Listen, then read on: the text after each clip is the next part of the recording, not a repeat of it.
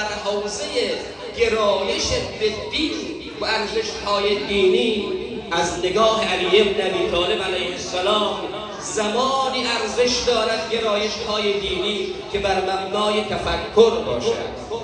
علی بن ابی طالب علیه السلام یک تعبیر بسیار عجیبی دارد. ببینید که علی چقدر برای قدرت اندیشه و تفکر بها قائل است، تا جایی که حتی میگوید دینداری بی فکر هم به درد نمیخورد.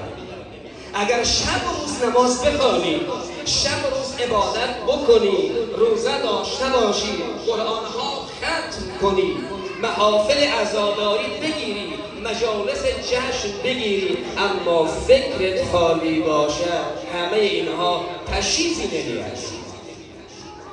خدا خدا گفتنت ارزش ندارد، قرآن خواندنت ارزش ندارد، پیغمبر گفتنت ارزش ندارد، علی گفتنت ارزش ندارد اگر فکرت خالی باشه، اگر تفکر صحیح نداشته باشی، اگر اندیشه سالم نداشته باشی.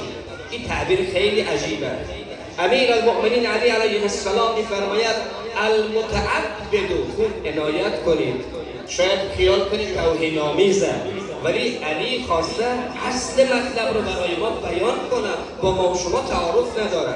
امیر المؤمنین می‌فرماید المتعبد علی غیر فقه، المتعبد علی غیر فقه که حمار طاحونه، که حمار طاحونه یدور ولا یبرح.